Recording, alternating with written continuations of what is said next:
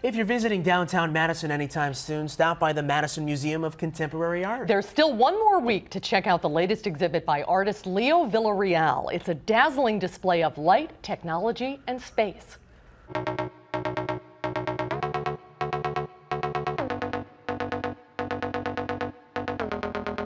Leo Villarreal is a young artist who is now based in New York. He was born in New Mexico, and he trained at Yale as a theater technician. Oh, wow. So that was his original background. Then he went to the Tisch School to get his master's degree at NYU and studied really sort of computer coding and interactive media. He used to attend a festival, and still does, called the Burning Man Festival. You may have heard of it. Of course. In Black Rock, Nevada. And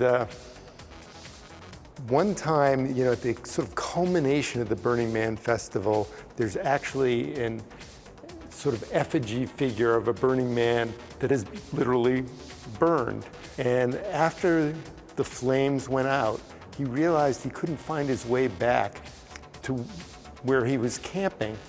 And he decided as a wayfinding device that he was going to create this lighting apparatus. So he used strobe lights, and he mounted it onto the back of his truck and drove it the next year out to the Burning Man Festival. This sign became more than a sign, it became an artwork for people. And that was really when literally the light bulb went off in his head, and he began thinking that he had found his new medium. It's called Chasing Rainbows. I love this. It almost looks like a snowflake, and it changes and morphs all the time. Right. Well, Leo creates his own computer codes.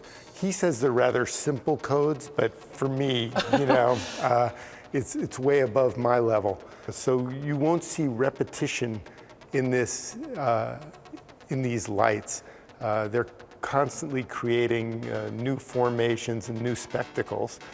A lot of his work is based on the game of life, which was created, I think, several decades ago. Yep. And is about cell replication, cells that die and cells that are born again, depending on certain factors. So he's really interested in these mathematical concepts, interested in using computer codes in new ways. And it's not surprising, because it's what artists always do. They take things that are current and they push the envelope in new ways. So this particular art form may look very unusual, different for people, but those are the kinds of barriers that contemporary artists are always struggling to break down.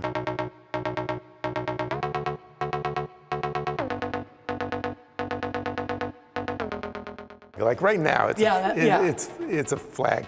But when we first approached it, there was just a little section lit up.